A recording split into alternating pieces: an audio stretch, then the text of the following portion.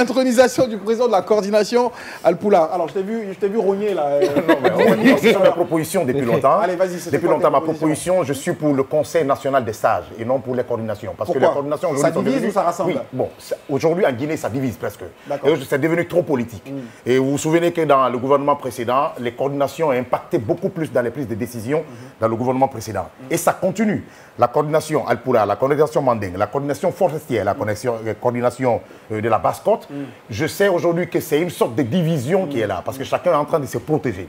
Mais moi, je suis d'accord pour un conseil national des sages, où tout le monde se regroupe. Donc, dans ce cas, il pourrait y avoir les coordinations chapeautées par le conseil. Justement, les coordinations chapeautées par le conseil national des sages. Et dans le conseil, il y aurait chaque membre des coordinations pour former le conseil. Exactement. Et que ces coordinations-là se transforment, qu'au moins la maison de ces coordinateurs-là se transforme en patriarche. Donc on dit patriarche de la Basse-Côte, c'est mieux, ou bien de tel. Mais qu'on puisse mettre au moins un conseil national des sages pour ne pas qu'il soit. En tout cas, il y a eu une belle mobilisation au stade Nongo. Dieu merci à ces coordinations régionales dans ce pays. Je pense qu'il ne faut pas oublier d'où nous venons. Nous sommes une société où la gérontocratie a existé. Moi, je suis désolé, parce que si la société s'est fait politiser, et on a vu ce qui s'est passé en Guinée avec ses coordinateurs. Alors, je pense que nous sommes dans une société où la gérontocratie existe. Ce n'est pas comme si ces coordinations-là, c'est elles qui signent les décrets. L'ethnocentrisme n'a pas un lien avec ça. L'ethnocentrisme aujourd'hui, c'est dans les marchés publics, c'est dans les postes, c'est dans les décrets. C'est là où on se ressent l'ethnocentrisme. C'est dans le personnel administratif. C'est dans le personnel administratif. C'est pas avec les coordinations régionales. Ces coordinations régionales-là, ça existe partout. Il y a la coordination régionale au Sénégal qui existe avec plusieurs confréries religieuses aussi, qui plutôt tempèrent les choses. C'est la même chose au Burkina Faso. Quand Blaise Compaoré a eu des problèmes, il a fui où? Il est allé chez le chef des Mossi.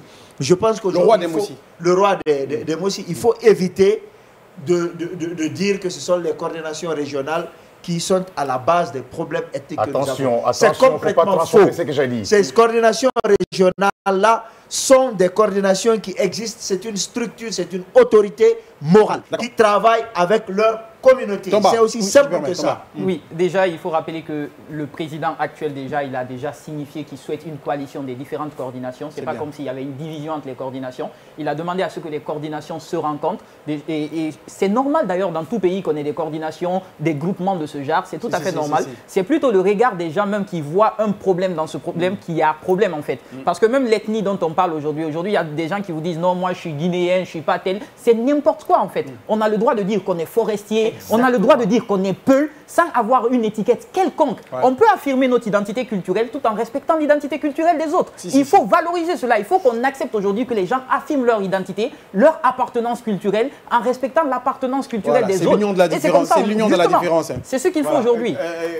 Oui, ce qu'on peut aussi retenir de cette intronisation, c'est les messages forts qui ont été envoyés à l'endroit du gouvernement, de la jeunesse, et surtout par rapport aux jeunes, on leur demanderait même de ne pas sortir, d'arrêter les tueries.